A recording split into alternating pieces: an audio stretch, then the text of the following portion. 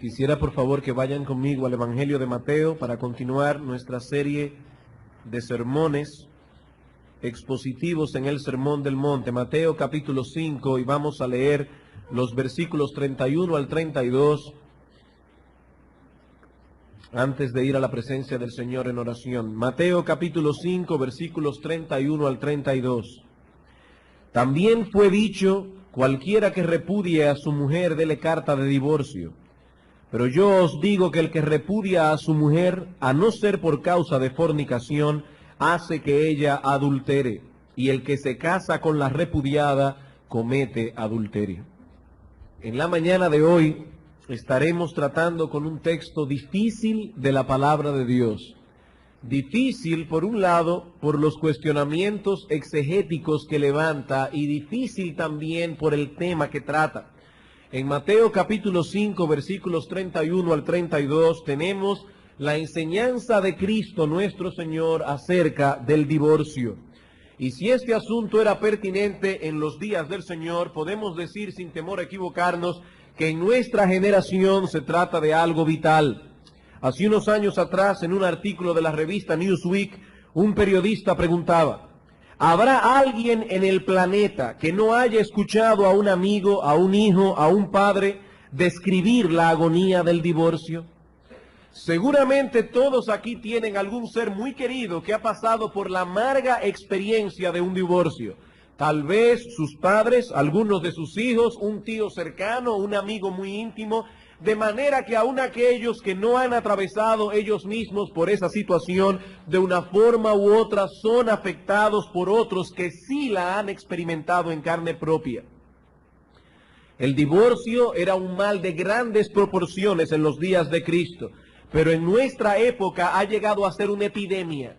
Literalmente miles de personas se divorcian cada año en nuestro país, dejando una secuela interminable de problemas. Hace unos años atrás, divorciarse era un escándalo. Aún entre las personas no cristianas se mantenía la idea de que el matrimonio era para toda la vida. Pero desde hace unos 35 años para acá, la situación comenzó a cambiar lenta pero resueltamente. Y lo que tenemos hoy día es un verdadero desastre. Una conocida actriz de televisión norteamericana, que para colmo clama ser creyente, declaró, luego de haberse divorciado de su esposo para dedicarse más de lleno a su carrera, ella dice: soy más feliz ahora que lo que era antes del divorcio, porque ahora soy yo misma tomando mis propias decisiones. Incluso esta señora entiende que su divorcio por una causa no bíblica no afecta en una forma significativa sus creencias religiosas. Ella dice: pienso que Dios es un Padre perdonador y que me ama a pesar del divorcio. Espero no ser juzgada como cristiana por este asunto. Y escuchen esto: mi esposo y yo, o sea, su ex, somos ahora más felices siendo amigos divorciados que lo que seríamos siendo enemigos casados. Eso suena muy bien, suena muy lógico. Es mejor ser amigos divorciados que ser enemigos casados. Pero a todo esto nos preguntamos: ¿qué dice Dios al respecto? Ante este ataque frontal contra el matrimonio, ¿cuál es la opinión de Dios? Alguien puede decir en esta mañana: pastor, ese es parte del problema. Hoy día hay mucha confusión aún entre los que enseñan las escrituras acerca del divorcio. Unos dicen una cosa, otros dicen otra, y en realidad yo no sé a quién creer. En cuanto a esta confusión, me identifico plenamente con John MacArthur cuando dice: estoy francamente sorprendido de que exista tal discrepancia. Pienso que la Biblia es clara cuando habla acerca del divorcio y el nuevo matrimonio. No creo que el problema sea que haya falta de claridad en la Biblia. Lo que confunde el pensamiento de la gente es que va a la Biblia con ciertas opiniones preconcebidas y consecuentemente cambia sus estándares. Hasta el siglo pasado prácticamente no había confusión alguna entre los teólogos y exégetas ortodoxos en cuanto a este tema. Prácticamente no había confusión. Pero a medida que el divorcio o que los divorcios fueron aumentando, sobre todo en la segunda mitad de este siglo, algunos comenzaron a reaccionar. Y como casi nunca las reacciones son buenas, ahora nos encontramos en el medio de dos posiciones extremas, dos posiciones que deben ser rechazadas. En primer lugar, tenemos a aquellos que nos dicen que no hay divorcio bajo ninguna circunstancia. Todo divorcio es incorrecto, sea por la causa que fuere. De modo que si alguno llega al conocimiento de Cristo ya divorciado y no tiene la posibilidad de arreglarse con su ex, con su cónyuge anterior, debido a que éste ya se casó con otra, esa persona debe quedarse como está para el resto de su vida o hasta que su cónyuge anterior muera. En el otro extremo, tenemos a aquellos que piensan que la enseñanza bíblica debe ser revisada y acomodada a nuestra situación actual. Debemos ser realistas, nos dicen esta gente. Los divorcios irán cada vez más y más en aumento. Y si queremos ministrar a nuestra generación, no debemos ser tan rígidos en este asunto. Así que por un lado, tenemos a aquellos que quieren subir los estándares bíblicos. Y por el otro lado, aquellos que quieren rebajarlos. Pero una vez más nos preguntamos, ¿qué dice Dios? ¿Es realmente tan confusa la enseñanza bíblica al respecto? Como espero que veamos este domingo y el próximo, hermanos, no existe tal confusión. No existe tal confusión. La enseñanza bíblica general es clara, clarísima, aun cuando sea difícil en ocasiones aplicar la enseñanza general a ciertos casos particulares. El hecho de que encontramos cierta dificultad en aplicar una enseñanza bíblica a ciertos casos, eso de ningún modo quiere decir que la enseñanza sea confusa. Siempre aparecerán casos particulares que serán difíciles de discernir, pero esto no ocurre, hermanos, únicamente con el tema del divorcio, ocurre con muchas otras enseñanzas de la palabra de Dios. Tenemos una enseñanza general aquí que está muy clara, pero a la hora de aplicar ese principio en ciertos, no en todos, en ciertos casos difíciles, no siempre está tan claro qué es lo que se debe hacer. Necesitamos mucha sabiduría para tratar con cada caso. Hermanos, muchas veces cometemos el error de abordar el tema del divorcio tomando algunos ejemplos específicos como punto de partida, y eso es equivocado, eso está mal. Ah, pero ¿qué dicen ustedes cuando tienen que aconsejar a una mujer cuyo esposo es cruel, áspero con ella, etcétera? ¿La condenarán a quedarse viviendo con ese patán para el resto de su vida? Entonces vienen los otros, los que desean subir los estándares, y dicen, ¿y qué de este otro caso? Y así siguen poniendo ejemplo tras ejemplo. Eso fue lo que hicieron los saduceos con Cristo. Estos hombres no creían en la resurrección. No basados en un argumento escritural, sino en un problema lógico. Ah, Señor, ¿qué dices tú de un hombre que se casa con una mujer y muere dejándola sin hijos? Y la ley de Moisés dice que se debe casar con el hermano, la ley del levirato. Se casa con el hermano y el hermano también muere sin hijos. Se casa con el otro hermano y así con los 7. En la resurrección, ¿de cuál de ellos será esposa? Porque los 7 la tuvieron por mujer. Un problema lógico. Pero Cristo dice, erráis desconociendo el poder de Dios y las Escrituras. No me pongan casos lógicos. Vamos a la Escritura. Vamos a ver cuál es la enseñanza general de la palabra de Dios. Y entonces vamos a ver esos casos a la luz de la enseñanza general. Pero no comencemos al revés.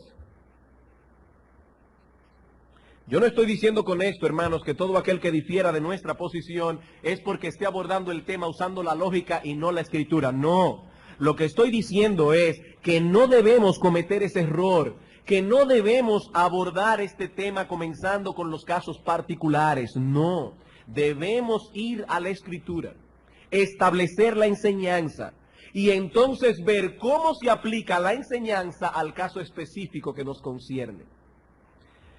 Y eso es exactamente lo que pretendo hacer este domingo y el próximo. Pero antes de pasar a considerar nuestro texto, debo hacer una aclaración adicional. El asunto del divorcio ha generado tanta controversia, y sobre todo en los últimos años, que muchas veces se pierde de vista la enseñanza esencial que el Señor intentó transmitir en Mateo 5:31 y en su texto paralelo, Mateo capítulo 19. Y por lo tanto debo decir que no solo es importante lo que estos textos enseñan acerca del divorcio, incluso me atrevería a decir que ni siquiera es lo más importante. Lo importante es lo que enseñan estos textos acerca del matrimonio. Y no quisiera que nos enfrascáramos de tal modo en esta controversia que perdamos de vista la enseñanza esencial de nuestro pasaje. En el sermón de hoy trataremos con 3 puntos básicos. En primer lugar, veremos la enseñanza de la ley mosaica acerca del divorcio. En segundo lugar, cómo interpretaban los escribas y fariseos el contenido de la ley mosaica. Y finalmente, la enseñanza de Cristo al respecto. Y quiero pedir, hermanos amados en el Señor, que afinen vuestro intelecto lo más que pueda, porque creo que hasta el día de hoy, en la serie que hemos estado exponiendo del Sermón del Monte, no habíamos llegado a un tema más complicado. Así que quiero pedirles, hermanos, vuestra atención, vuestra máxima atención. Quiero pedirles cada una de vuestras neuronas cerebrales para que podamos entender qué es lo que vamos a impartir en esta mañana. Comencemos entonces, en primer lugar, viendo la ley de Moisés y el divorcio. El Señor introduce su enseñanza en el versículo 31 usando una vez más la frase característica que aparece vez tras vez en este pasaje. Oísteis que fue dicho, o como aparece aquí, también fue dicho. De esta manera el Señor estaba haciendo referencia a la forma tradicional como los maestros de Israel interpretaban la ley y que los escribas y fariseos seguían al pie de la letra. Recuerden, hermanos, el Señor no tenía ningún conflicto con Moisés.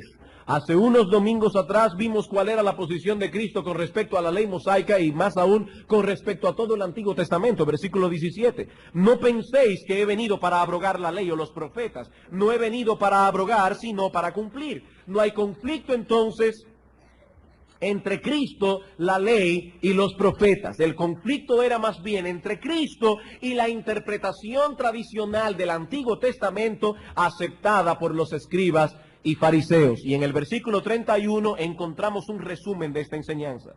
También fue dicho, cualquiera que repudie a su mujer, que se divorcie, quiera divorciarse de su mujer, dele carta de divorcio. Estas palabras supuestamente interpretaban y resumían lo que la ley de Moisés enseñaba acerca del divorcio. Pero cuando estudiamos lo que la ley dice al respecto, nos damos cuenta que esto fue más bien una fatal tergiversación de lo que Moisés escribió allí. ¿Cuál es el texto del Antiguo Testamento, o más específicamente de la ley, que trata acerca del divorcio? Deuteronomio capítulo 24, versículos 1 al 4.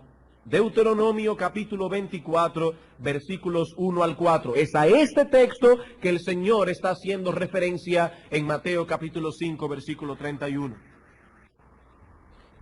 Dice aquí, cuando alguno tomare mujer y se casare con ella, si no le agradare por haber hallado en ella alguna cosa indecente, le escribirá carta de divorcio y se la entregará en su mano y la despedirá de su casa. Y salida de su casa podrá ir y casarse con otro hombre. Pero si la aborreciere este último y le escribiere a su vez carta de divorcio y se la entregare en su mano y la despidiere de su casa, o si hubiere muerto el postrer hombre que la tomó por mujer, no podrá su primer marido que la despidió volverla a tomar para que sea su mujer después que fue envilecida, porque es abominación delante de Jehová, y no has de pervertir la tierra que Jehová tu Dios te da por heredad. Hermanos, este texto es el que los escribas y fariseos interpretaban y resumían diciendo, Moisés mandó que si alguno se repudia a su mujer, debe darle carta de divorcio. Pero yo me adelanto a decir que lo que tenemos aquí no es una autorización del divorcio, sino más bien la presentación de un caso supuesto y la ley que se debía aplicar en tal caso. Es una proposición condicional en el que se establecen ciertas consecuencias en caso de darse tales condiciones. Y para comprender el significado de este texto es necesario hacer algunas aclaraciones gramaticales, netamente gramaticales. En este tipo de proposiciones, donde hay una condición y las consecuencias que vendrían en caso de darse tal condición, a la primera parte gramaticalmente se le llama prótosis y a la segunda parte se le llama apódosis. Por ejemplo, supongamos que yo digo a un niño, si te portas bien, te llevo a comer helado. En ese caso, la prótosis sería, si te portas bien. Esa es la condición que se ha puesto. Y la apódosis sería, te llevo a comer helado. Hay una condición y una consecuencia en caso de que se diera tal condición. Bien. En Mateo 24, versículos 1 al 4, también tenemos una prótosis y una apódosis, pero tristemente la traducción Reina Valera da la impresión de que el versículo 1 es una frase completa que se basta a sí misma, que ese versículo solo contiene la prótosis y la apódosis. Vean conmigo.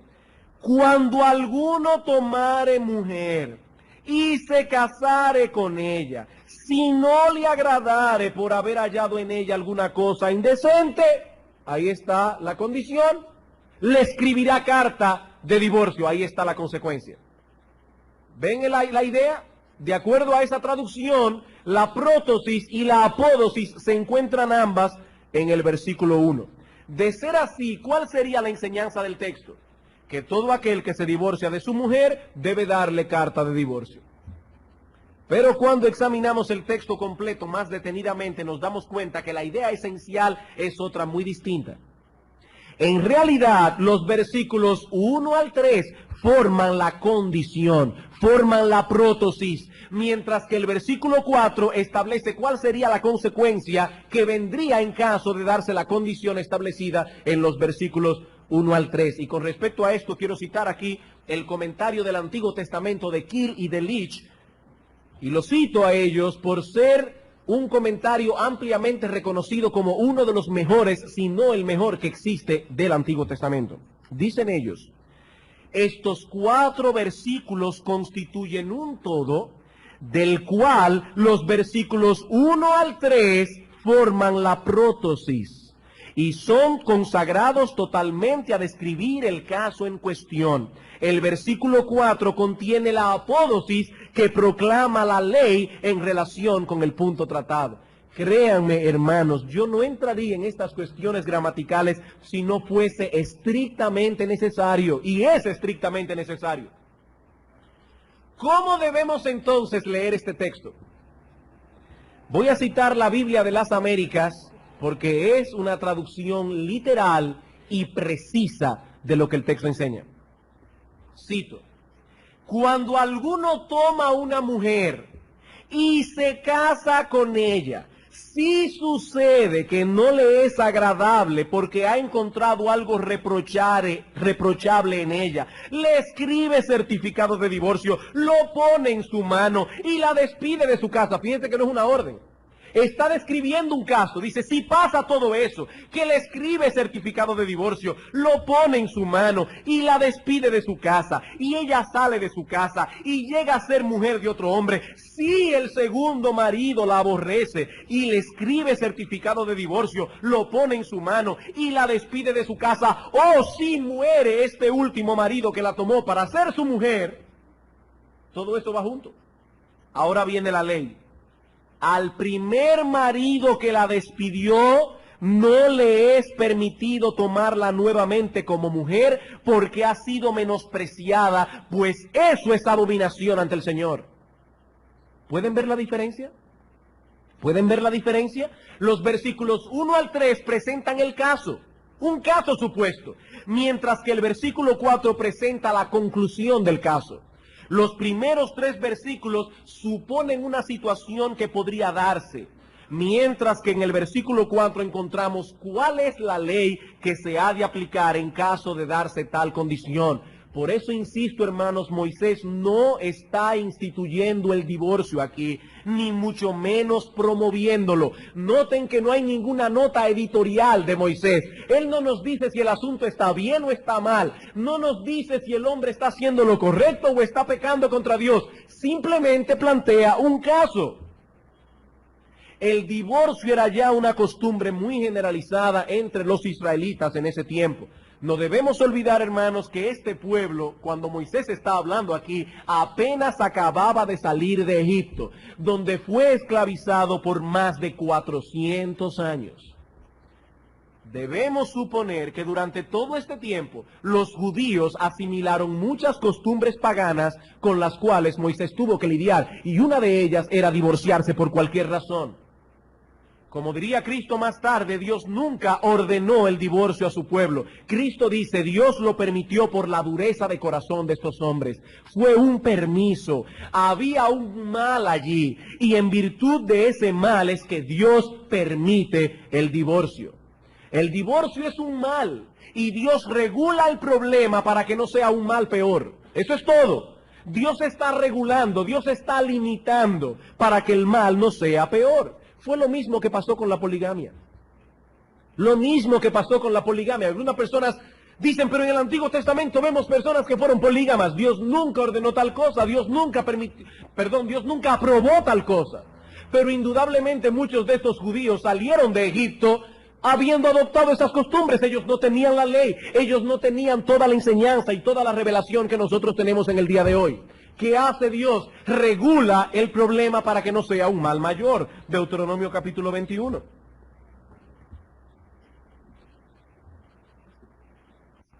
Aquí tenemos el mismo caso. Versículo 15. Si un hombre tuviere dos mujeres. ¿Está permitiendo Dios aquí? ¿Está aprobando Dios aquí? ¿Está ordenando Dios aquí que un hombre tome dos mujeres? No, Él está diciendo, si se da el caso. Si un hombre tuviere dos mujeres, la una amada y la otra aborrecida, y la amada y la aborrecida le hubieren dado hijos, y el hijo primogénito fuere de la aborrecida, en el día que hiciere heredar a sus hijos lo que tuviere, no podrá dar el derecho de la primogenitura al hijo de la amada con preferencia al hijo de la aborrecida, que es el primogénito. Dios no podía pasar por alto una situación que ya estaba dada en su pueblo. Dios tenía que legislar. Dios tenía que hablar acerca del asunto, pero Dios no está instituyendo la poligamia aquí. Sabemos muy bien que Dios desde el principio habló de monogamia, desde Génesis hasta Apocalipsis. Lo que la ley de Moisés establece en Deuteronomio 24 es que si una persona, siguiendo la costumbre de la época, se divorciaba de su mujer por haber hallado en ella alguna cosa indecente, y esta mujer, ahora divorciada, se casaba con otro hombre, ya no podría el primero que la tomó volver a casarse con ella si el segundo marido se divorciaba, incluso si moría. Una vez más cito aquí el comentario de Kiel y Delitzsch. En estos versículos no se establece el derecho al divorcio, no.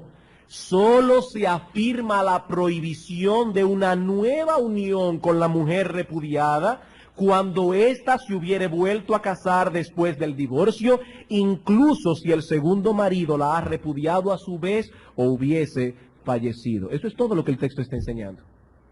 Ahora bien, alguien preguntará, pastor, ¿y a qué se refiere la cosa indecente de la que habla el texto? Bueno, en primer lugar voy a decir a qué no se refiere. Esta frase no puede referirse a la infidelidad conyugal. ¿Y cómo lo sabemos? Porque el adulterio era castigado con la muerte.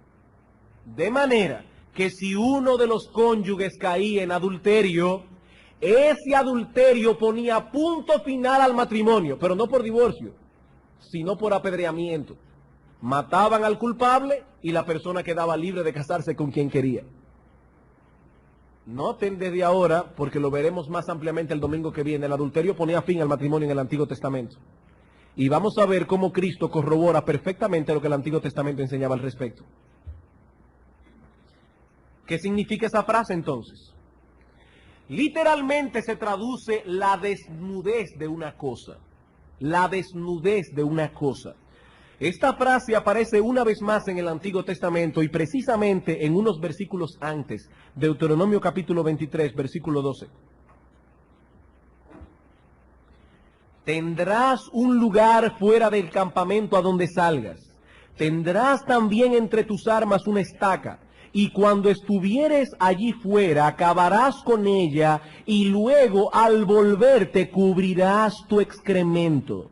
Porque Jehová tu Dios anda en medio de tu campamento para librarte y para entregar a tus enemigos delante de ti. Por tanto, tu campamento ha de ser santo, para que Él no vea en ti cosa inmunda, aquí está la palabra, y se vuelva en pos de ti. Aquí se está hablando de la desnudez del excremento.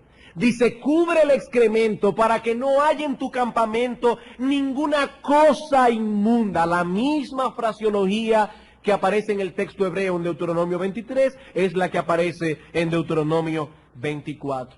Adicionalmente debemos señalar que la palabra hebrea que aquí se traduce indecente o en otros lugares reprochable o vergonzosa aparece en otros contextos, y no voy a citar aquí todos los textos, pero relacionado con una exhibición vergonzosa del cuerpo. Una exhibición vergonzosa del cuerpo, falta de pudor, falta de modestia. ¿Qué es entonces lo que el texto está enseñando? Bueno, es probable, y subrayo la palabra probable, es probable que por la severidad impuesta sobre el adulterio, la pena capital, algunas mujeres se comportaban de una manera indecorosa frente a otros hombres, de una manera coqueta, pero sin llegar al adulterio mismo, sin llegar a la infidelidad. Esa conducta embarazosa para el marido provocaba que algunos se decidieran poner fin al matrimonio por medio del divorcio, ya que la mujer en cuestión no había cometido adulterio físicamente y por lo tanto no podía ser acusada ni apedreada. Este hombre quería salir de su mujer y no podía aplicar la ley de la adúltera contra ella porque ella no había cometido adulterio. Entonces se divorciaba de ella sin tener que apedrearla por haber hallado en ella alguna cosa indecente. Aunque debo ser honesto y repetir que esto es una mera probabilidad, muchos buenos exégetas y teólogos opinan de ese modo, pero la frase es oscura. La frase es oscura. ¿Qué sucedía si luego de haberle entregado la carta de divorcio, pasan unos meses y la mujer no se ha casado todavía? Ni el hombre tampoco. ¿Podrían ellos reconsiderar el asunto y volverse a casar? La respuesta es sí. Sí. Siempre y cuando la mujer no se casara de nuevo, las puertas estaban abiertas para una reconciliación. Pero si se casaba de nuevo, ya no habría oportunidad de ningún modo, aún su segundo esposo muriera. Noten, hermanos, lo que la ley hizo fue restringir el divorcio. El divorcio ya existía, el mal ya estaba presente allí. Lo que hace la ley es restringirlo. Dios toleró esta práctica por la dureza del corazón de ellos, dice el Señor, pero estableció esta ley para hacerles ver la seriedad que conllevaba tomar esta decisión. Es como si Dios estuviese diciendo, piénsenlo bien, divorciarse no es un juego, no puedes dejar a tu mujer, irte por ahí, que ella se case con otro y entonces tomarla de nuevo como esposa. Eso no se puede. Esa es la enseñanza básica de la ley con respecto al divorcio. Hermanos, Dios nunca instituyó el divorcio en el Antiguo Testamento. Malaquías capítulo 2, versículo 16.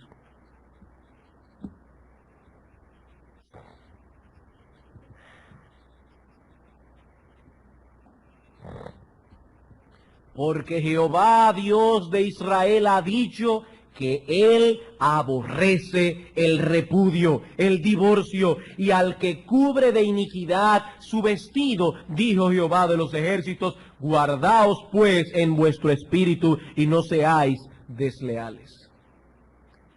Como pueden ver, hermanos, la ley no instituyó tal cosa. El divorcio ya existía cuando la ley fue promulgada.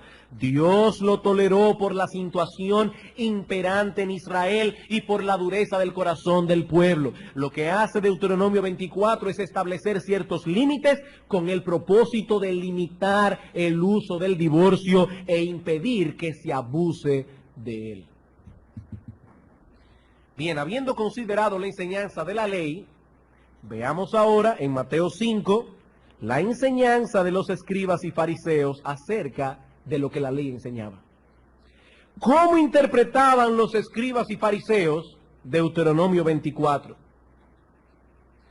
Bueno, una vez más, el problema de estos hombres es que se aferraban a la letra de la ley y perdían de vista el espíritu que está detrás de la letra de la ley. Los escribas y fariseos interpretaron erróneamente la ley de Moisés básicamente en dos aspectos. Los escribas interpretaron la ley de Moisés erróneamente básicamente en dos aspectos. En primer lugar, en que enseñaban que Deuteronomio 24 contenía una orden de Dios para divorciarse, en ciertos casos. Ellos creían que Deuteronomio 24 contenía una ley que ordenaba el divorcio para ciertos casos. Mateo capítulo 19. Dice en el versículo 1, aconteció que cuando Jesús terminó estas palabras, se alejó de Galilea y fue a las regiones de Judea al otro lado del Jordán. Párense allí un momento. El Señor acaba de terminar su ministerio en Galilea, se dirige ahora a Jerusalén, a la pasión, a la crucifixión. Y en el camino pasa por esa región conocida como Perea, la región que está al otro lado del Jordán. Y Mateo da ese pequeño detalle allí porque es un detalle importante. ¿Quién reinaba en Perea? En Perea reinaba Herodes. ¿Y quién era Herodes? Aquel perverso que le quitó la mujer a Felipe su hermano, Herodías. Y dice aquí que estando Cristo en ese lugar, le siguieron grandes multitudes y lo sanó allí. Entonces vinieron a él los fariseos tentándole y diciéndole, ¿es lícito al hombre divorciarse de su mujer por cualquier causa? Ellos buscaron el lugar preciso para hacerle la pregunta precisa. Él respondiendo les dijo, ¿no habéis leído que el que los hizo al principio varón y hembra los hizo? Y dijo, por esto el hombre dejará padre y madre y se unirá a su mujer y los dos serán una sola carne, así que no son ya más dos, sino una sola carne. Por tanto, lo que Dios juntó, que no lo separe el hombre. Le dijeron, ¿por qué pues mandó Moisés dar carta de divorcio y repudiarla? Él les dijo, por la dureza de vuestro corazón, Moisés os permitió repudiar a vuestras mujeres, mas al principio no fue así. En otras palabras, ese no fue el diseño original de Dios. Noten el contraste entre mandó y permitió. ¿Por qué Moisés lo mandó? El Señor dice, no. Moisés lo permitió. Dios condesciende con la dureza de corazón de su pueblo, de manera que permite el divorcio y lo regula para evitar un mal mayor. Pero Dios no mandó, Dios no instituyó, Dios no aprobó ni ordenó el divorcio bajo ninguna circunstancia. Dios no ordenó tal cosa, simplemente lo permitió. Ahí estaba el primer gran error de los fariseos. Dios nunca mandó el divorcio. Simplemente lo permitió, como permitió la poligamia, como permitió la esclavitud. Simplemente lo permitió y lo reguló como reguló aquellas cosas para evitar un mal mayor en medio de su pueblo.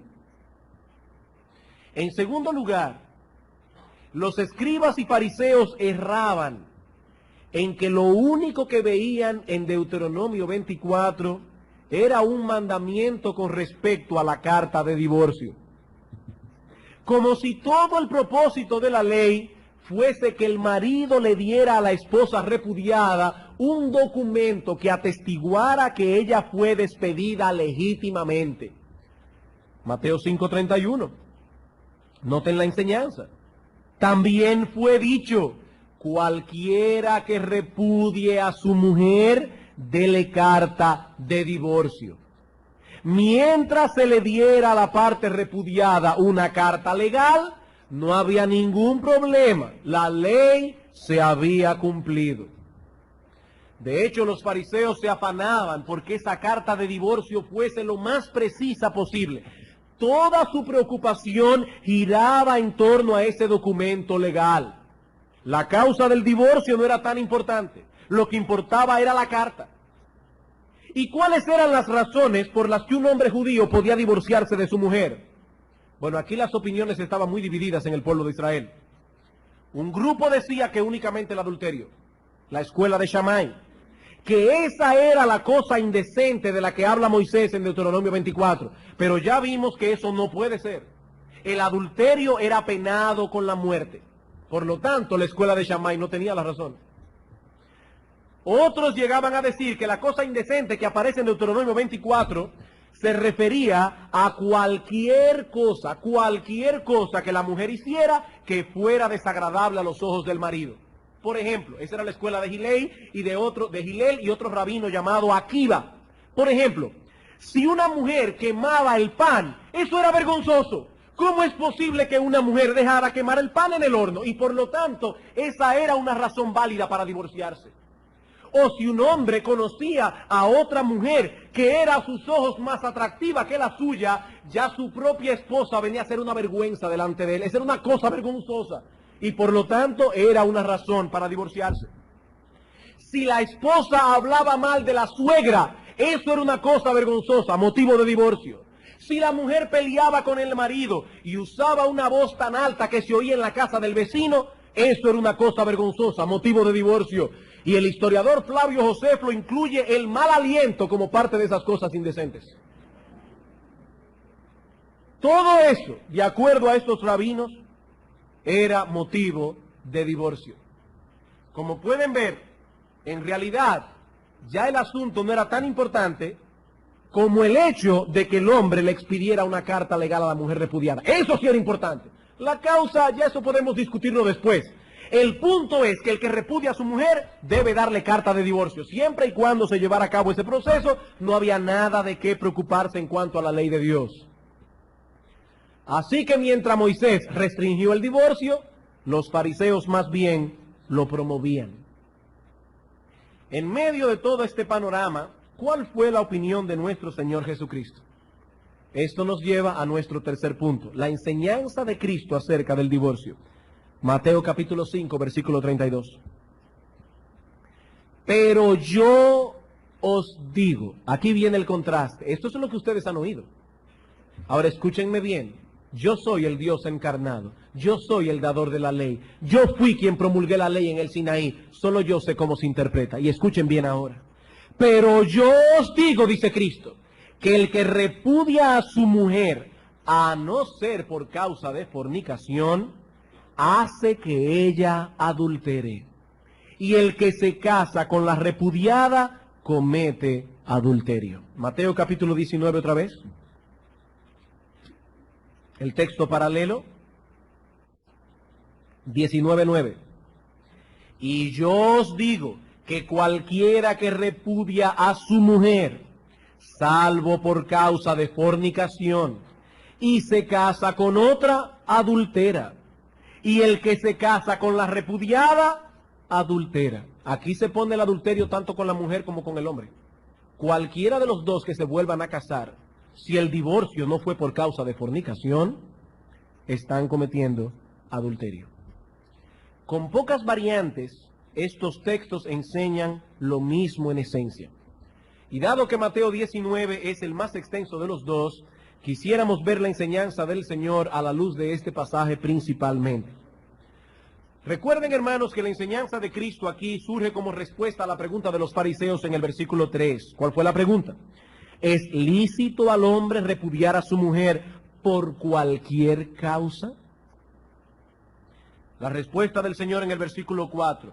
¿No habéis leído que el que los hizo al principio, varón y hembra, los hizo? Yo me imagino lo que debe haber molestado a estos escribas y fariseos cada vez que el Señor le decía, ¿y ustedes no han leído lo que dice la Biblia? Estos hombres se ufanaban de conocer la Biblia de cabo a rabo, desde la letra inicial hasta la letra final. Y Cristo dice, pero ¿y cómo ustedes me hacen una pregunta tan evidente? ¿Ven, hermanos, que la enseñanza de la Biblia no es tan confusa como enseñan algunos en el día de hoy? No, no es tan confusa. Cristo dice, eso está claro. Eso está claro. El Señor lleva a estos hombres al origen de la institución matrimonial. Si vemos el matrimonio a la luz de su institución original, podremos arribar a una visión más apropiada acerca del matrimonio y consecuentemente acerca del divorcio. Lo primero que el Señor recalca aquí es que el matrimonio es una institución divina. Dice, ¿no habéis leído que el que los hizo? ¿Quién los hizo? Dios los hizo. Y los hizo varón y hembra. Por tanto, ya no son más dos. Dios los juntó. El matrimonio es una institución divina. Solo Dios tiene derecho a establecer las reglas que han de regir el matrimonio, ya que Él posee los derechos de autor. Él creó el matrimonio. Él y solo Él sabe cómo funciona. Él y solo Él tiene derecho a legislar al respecto. En segundo lugar, este texto nos enseña que el matrimonio es básicamente la unión de un hombre y de una mujer para hacer una sola carne. Dijo, versículo 5, por esto el hombre dejará a padre y madre y se unirá a su mujer, y los dos serán una sola carne. Y la palabra hebrea que se usa en el texto original, así como la palabra griega que se usa en el Nuevo Testamento, incluye aquí o define una unidad sumamente poderosa, sumamente poderosa. Cuando usted toma una madera y la pega con ese pegamento que se usa para la madera, bien pegada, y usted trata luego de que ya está bien pegada, trata de separarla, ¿qué va a pasar? Que nunca volverá a separarse por la juntura. Una de las dos maderas quedará rota. El Señor está diciendo aquí, Dios los juntó. Por medio del matrimonio estos dos se convierten en uno, espiritual, social y sexualmente. El hombre y la mujer quedan adheridos el uno al otro. ¿A qué conclusión nos lleva esto? Versículo 6. Así que ya no son más dos, sino una sola carne. Por tanto, he aquí la conclusión. Lo que Dios juntó, que no lo separe el hombre. Cuando un hombre y una mujer vienen a ser uno a través del vínculo sagrado del matrimonio, Dios pone su sello sobre tal unión y por lo tanto ningún hombre tiene derecho a nulificarla. Ninguna de las razones por las que estos hombres se divorciaban de sus mujeres era correcta. Ahora bien, dice Cristo, hay una sola cosa, aparte de la muerte, que puede disolver el matrimonio. ¿Cuál es? Versículo 9. Y yo os digo que cualquiera que repudia a su mujer, excepto a no ser salvo por causa de fornicación, y se casa con otra, adultera. Y el que se casa con la repudiada, adultera. El Señor está diciendo, hay una sola cosa, aparte de la muerte, que puede disolver un matrimonio, que es la fornicación, el adulterio. Hermanos, ¿qué es un divorcio? Un divorcio es una ruptura total del vínculo matrimonial, de tal manera que estas dos personas dejan de ser una, como si nunca antes hubiesen estado casadas. En el Antiguo Testamento el adulterio rompía el vínculo matrimonial. ¿Por qué? Porque el adúltero era apedreado. Pero ¿qué pasó al llegar el Nuevo Testamento? Al llegar el Nuevo Testamento esa ley civil ya no se aplica, la ley civil. Pero el adulterio sigue siendo la única causa que rompe el vínculo. Ya no a través del apedreamiento del culpable, sino a través del divorcio. Eso es básicamente lo que Cristo está enseñando a estos fariseos, hermanos. Y si vamos a ese texto sin ningún prejuicio, eso es lo que vamos a interpretar. Esa es la enseñanza que se cae de la mata del texto. Una vez más vemos que la enseñanza de Cristo concuerda con la del Antiguo Testamento. Mateo 5:17, yo no vine a anular la ley o los profetas. Dios no mandó el divorcio, simplemente lo permitió debido a la situación reinante entre estos judíos que apenas acababan de salir de una situación pagana. Pero eso de ningún modo es una norma a seguir. El divorcio no es el plan de Dios. El ideal de Dios es que solo la muerte rompa el vínculo sagrado. Ese es el ideal de Dios. Hermanos, el hecho de que Cristo haya pronunciado una cláusula de excepción aquí, el hecho de que Cristo haya dado una excepción, eso no elimina la enseñanza esencial de nuestro texto. No es mi interés en esta mañana, ni tampoco tenemos el tiempo de estudiar esa cláusula de excepción, no. Y si alguno estaba esperando eso, lo voy a decepcionar. Eso lo veremos el próximo domingo. Creemos firmemente que el Señor permitió el divorcio por causa de infidelidad, lo creemos. Así como el Antiguo Testamento rompía el vínculo por la muerte del culpable, así también en el Nuevo Testamento se da permiso al cónyuge inocente, no a matar al culpable, pero sí a divorciarse de él. Se le da permiso. Pero hermanos, eso no anula lo que Cristo está diciendo aquí con respecto a la indisolubilidad del matrimonio. ¿Qué es un matrimonio? ¿Qué es un matrimonio? La Biblia habla del matrimonio como un pacto de compañía. Es la mejor definición que podemos encontrar del matrimonio. Es un pacto de compañía. Proverbios capítulo 2. Proverbios capítulo 2, versículos 16 al 17. Aquí tenemos a un padre advirtiendo a su hijo contra las mujeres ligeras. Serás librado de la mujer extraña, de la ajena que halaga con sus palabras, la cual abandona al compañero de su juventud y se olvida del pacto de su Dios. He aquí dos palabras claves: compañero, pacto. Malaquías capítulo 2. Malaquías capítulo 2, versículos 13 al 14.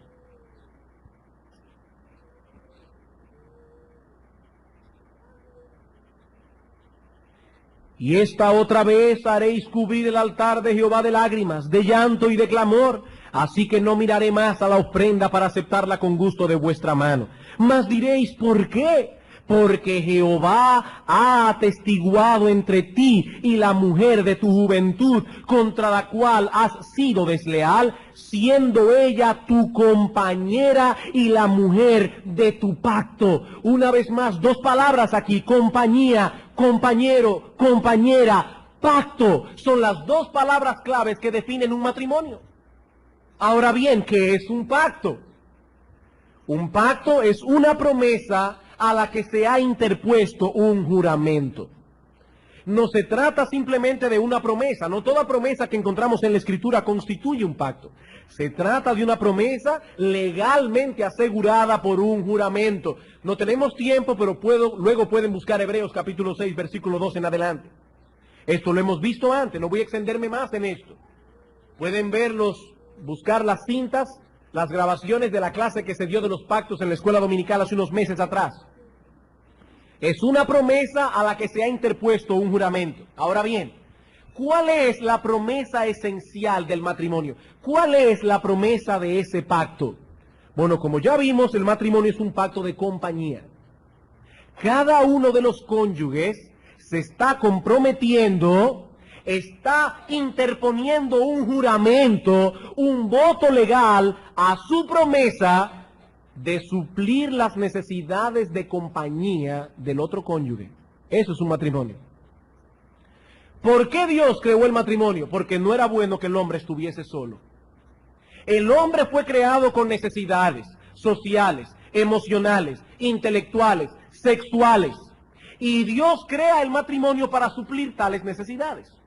Ahora bien, en la antigüedad, los pactos eran ratificados partiendo un animal en dos mitades y pasando por en medio de ellos. No tenemos tiempo para buscar Génesis 15, 8 al 18, pero lo pueden anotar allí. Allí vemos a Abraham, Dios haciendo un pacto con Abraham. Y Dios le dice a Abraham, debe partir unas aves en dos pedazos. Y lo que hace Dios es pasar como una antorcha de fuego encendida por en medio de las dos mitades. Y de esa manera el pacto quedaba ratificado. ¿Y qué significaba ese rito? Ese rito, aparentemente, era una especie de juramento autocondenatorio. Escuchen bien, esto es importante. Como si las partes envueltas en el pacto estuviesen invocando sobre ellos mismos una especie de maldición en caso de que violasen el pacto. Pongan atención a esto. Cuando estas personas pasaban por en medio de los animales partidos, ellos estaban invocando un juicio autocondenatorio. Es como si estuviesen diciendo, así sea yo partido en dos mitades, si violo lo estipulado en este pacto. Jeremías capítulo 34. Y ese texto sí quiero que lo busquen, aunque el tiempo está avanzando. Jeremías capítulo 34. Versículo 18.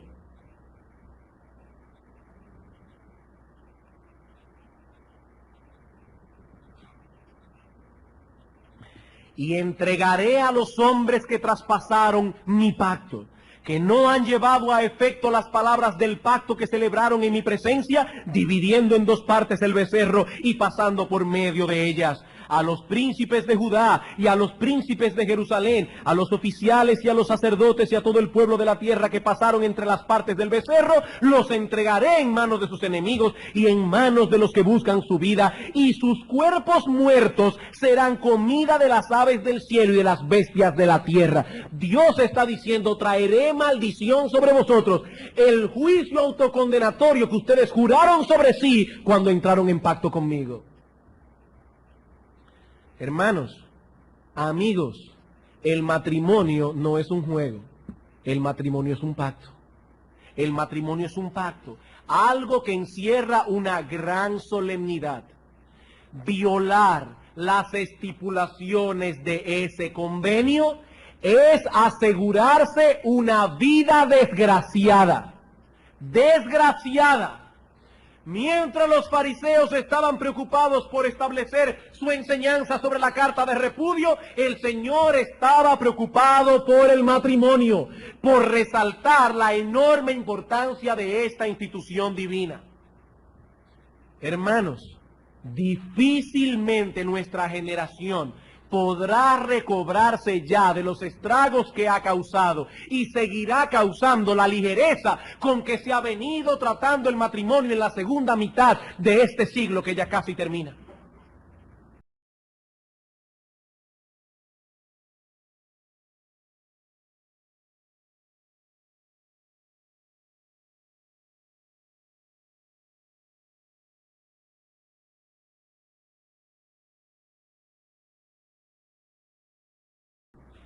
Solo en el año 1983, hace 10 años, en los Estados Unidos de Norteamérica, se efectuaron más de 1 millón de divorcios. Hace 10 años. Yo me pregunto, ¿cuántos divorcios se habrán efectuado en esta última década completa?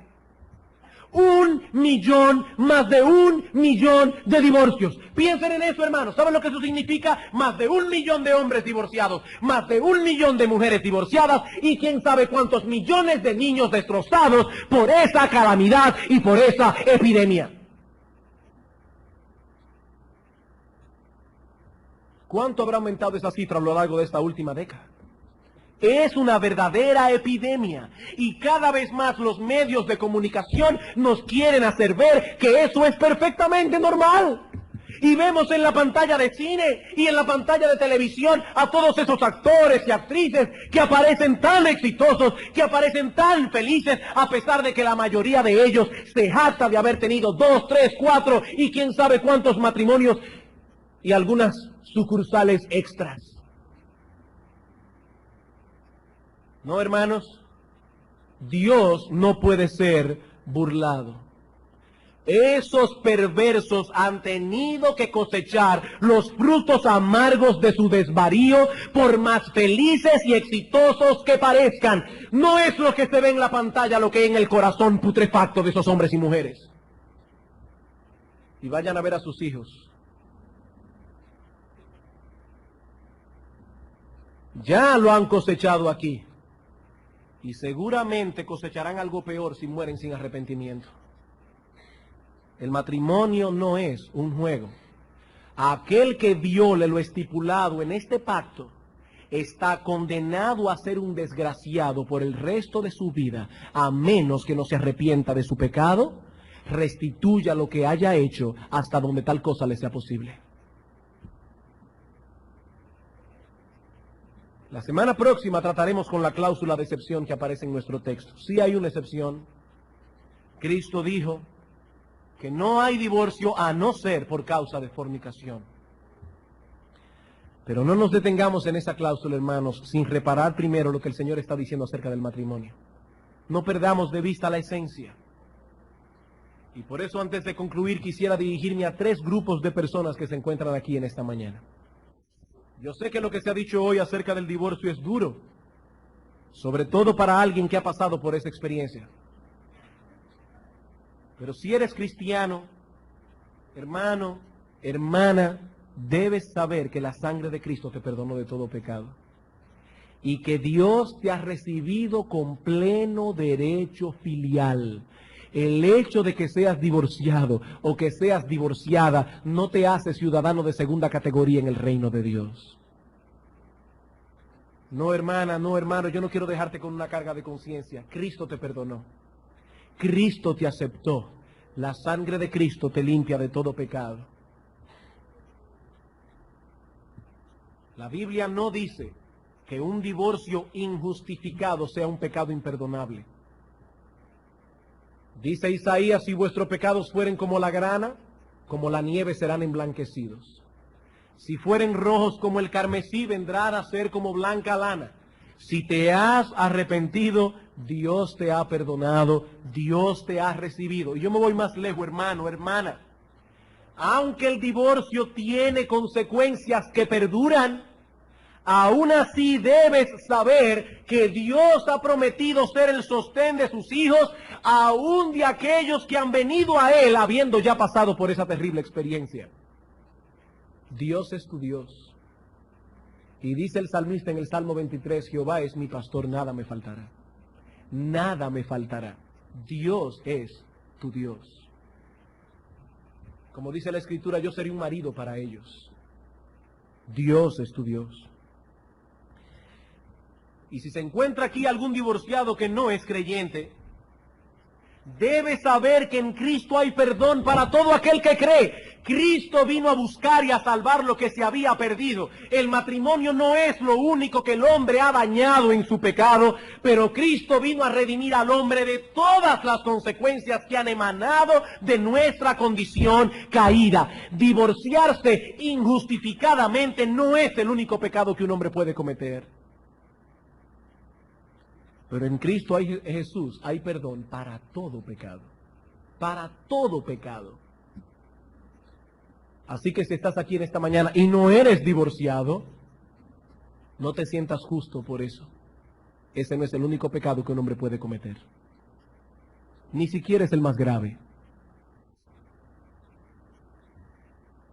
Quiero también dirigir algunas palabras a los que están casados. A los que están casados.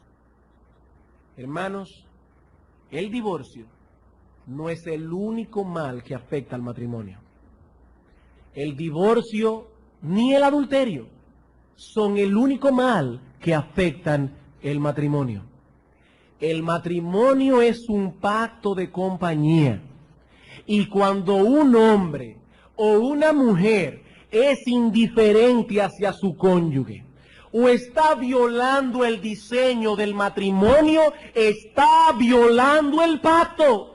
Y nadie puede violar ese pacto sin recibir los frutos de su extravío. ¿Y cuál es el diseño de Dios para el matrimonio? El marido amando y dirigiendo a su esposa como Cristo amó, dirigió, se entregó por su iglesia.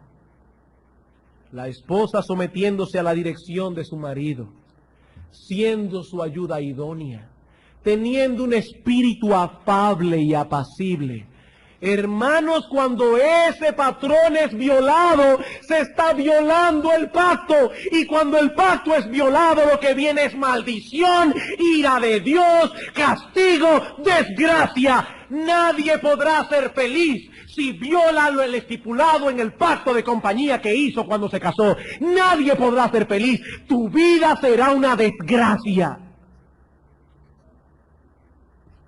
Puedes tener éxito en los negocios, puedes ser millonario, puedes ser aclamado por el mundo, tu vida va a ser una desgracia.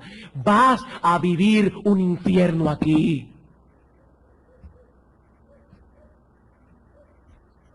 Hermanos, por encima de todas las cosas, protejan sus matrimonios, porque vuestras vidas serán desgraciadas si no lo hacen.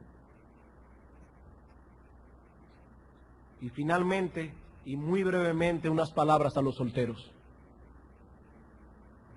Hermanos, procuren casarse, pero no lo hagan a la ligera. Procuren casarse, pero no lo hagan a la ligera. No se aparten ni a derecha ni a izquierda de los principios que encontramos en la Escritura y que deben ser nuestro patrón de selección. Elegir lo que Dios hubiese elegido para mí. Hermanos, oren a Dios, pidan consejos, escuchen a sus padres, escuchen a sus pastores. El matrimonio no solo es para toda la vida, sino que determinará en muchos sentidos vuestra felicidad o vuestra desgracia. Procuren casarse, hermanos, pero piénsenlo bien. No lo hagan a la ligera. Esto no es un juego, es un pacto de compañía. Vamos a orar. Nos vemos compelidos en esta mañana, oh Señor, a postrarnos delante de ti, primariamente para pedirte perdón por nuestros pecados. Señor, tú has dado al hombre en el matrimonio uno de los regalos más excelsos, quizás el más excelso que tú puedes darle a un hombre aparte de la salvación. Pero cuán descuidados somos muchas veces, oh Señor, con eso que tú nos has regalado. Padre, perdónanos. Perdónanos y permite que estas cosas puedan clavarse en nuestro corazón. Señor, yo te ruego por los divorciados y divorciadas de nuestra iglesia. Y te pido en una forma muy especial que tu Santo Espíritu venga a ellos en esta mañana como espíritu de consolación. Yo te ruego, Señor, que estas cosas que se han dicho no abran heridas innecesarias, porque ese, Señor, no ha sido nuestro deseo. Por el contrario, te pedimos, oh Padre, que tú seas para ellos esposos y esposas, hasta que ellos puedan encontrar, si así está en tu voluntad, a aquel o a aquella que tú has destinado para ellos. Padre, yo te pido por los matrimonios de nuestra congregación, y te suplico que los hermanos y hermanas que están aquí congregados en este lugar, que ellos puedan ver la seriedad de este asunto, que se cuiden, oh Señor, de violentar lo estipulado en este pacto. Te pido por los solteros y solteras, oh Señor, que tú los ayudes a ser juiciosos a la hora de elegir, para que ellos elijan conforme a tu patrón y no al nuestro. Pero finalmente, Padre, yo te pido por todas las personas que están aquí en esta mañana sin Cristo, divorciados, casados, solteros. Señor, yo te ruego que tu Santo Espíritu les haga ver su pecado y que ellos puedan venir en esta mañana clamando delante de tu trono por perdón, clamando que la sangre de Cristo les sea aplicada para que sus pecados puedan ser lavados. Padre, gracias por habernos permitido estudiar tu palabra en esta mañana. Gloria sea tu santo y bendito nombre. En Cristo Jesús. Amén.